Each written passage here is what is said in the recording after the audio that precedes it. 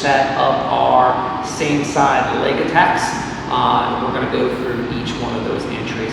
So the very first one was with Keith down with his knees and me establishing some connections on the inside. I always want to be on the inside, ideally, to set up my leg locks, never both on the outside. There's no leg lock opportunities there. So from here, we went to controlling 2-on-1 on Keith here, and bringing our elbows into our body and starting to pull him forward, which made him want to step up to combat base.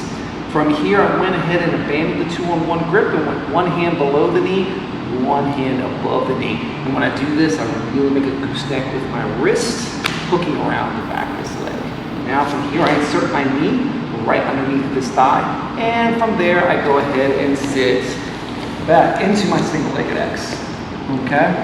Now, the alternative option to this is sometimes I've got the grip and I'm pulling and Keith starts pulling back. And if Keith isn't smart about it, I'm just going to come up into combat base and knock him right over. Pretty easy.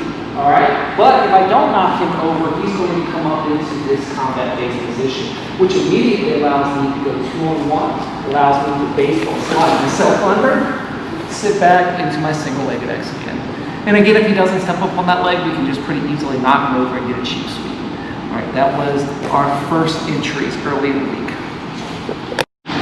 All right, so from there, from combat-based entries, we progressed into our person standing up over us.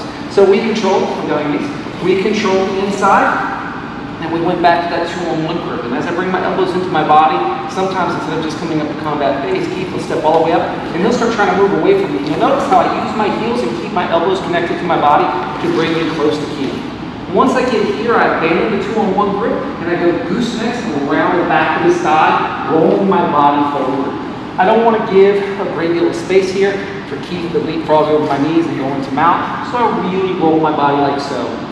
From this point, I go ahead and pull myself under Keith, but I pull myself into an angle, so I'm kind of off-centered like this, which makes it very easy for me to throw my legs up around the outside. This leg goes to the back of this thigh, and my knee and ankle pinch together.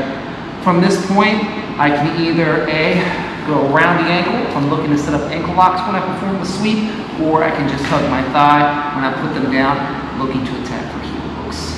All right, that was our next entry.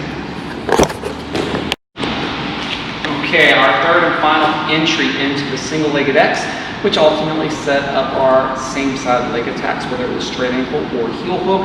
We went in off a failed double leg. So what I'm looking to do here is control Keith on the inside by controlling biceps.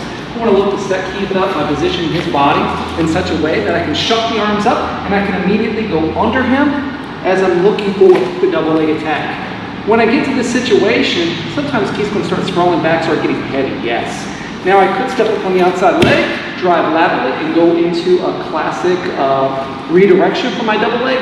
But in this case, we want to attack the legs, so we're going to step up to the inside. As I step up to the inside, I'm going to drop directly to my side.